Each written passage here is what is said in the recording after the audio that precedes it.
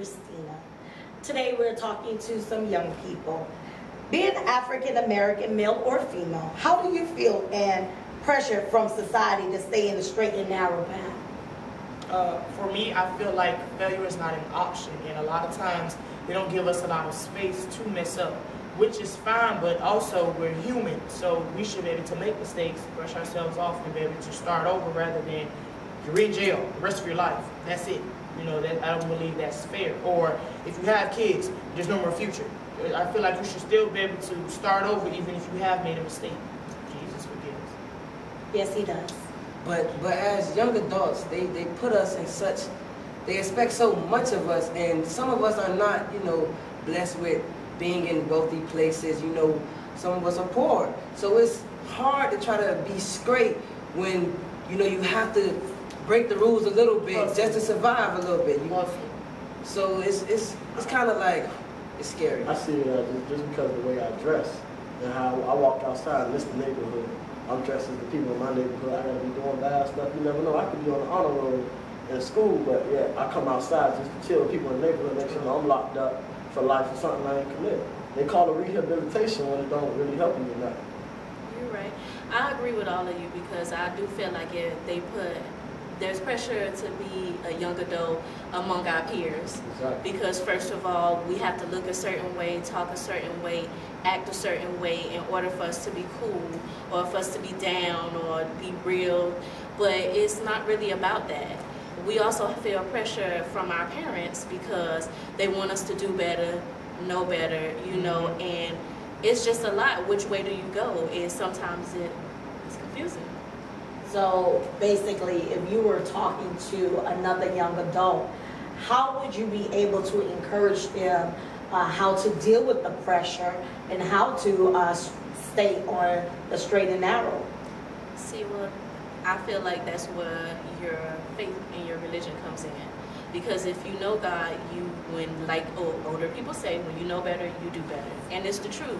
When you know what's right from what's wrong, not just trying to fit in, then you don't have all of that pressure on you to be, the best to my parents or the coolest to my friends, because all you know how to do is stay true to yourself.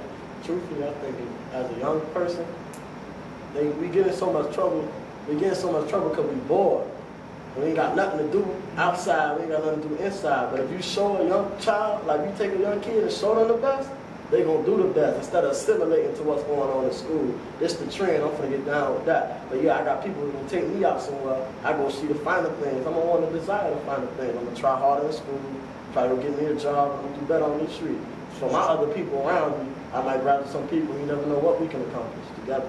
Which is true, and I agree with that. And I also feel like the leaders of the world make so much effort to impress us, to gravitate towards us, to catch our attention, when we don't have people of positive view or outlook making that same effort. We want to bash music artists, we want to bash models or whoever, video fixers or whoever it is that we look up to, but they're making that effort. They're hustling to grab this person's attention, to get this money, to live this lifestyle. So of course we're going to want that. But until you have somebody of a positive or role model to give the same amount of energy into getting us to do right, to get those same things, who we're going to gravitate to? The people that are doing it the way that they want to do it because they're putting towards the effort. They put our attention first. So it's really all about catching the person's attention and then keeping it afterwards. If you don't keep it, then it's like you lost this. Simply, it's true. It's like with a song. You hear it the first time. If it does not catch your attention the first time, you don't listen to it. That's it. Well, I kind of disagree with that because that's kind of saying like sometimes you have to be your own motivation.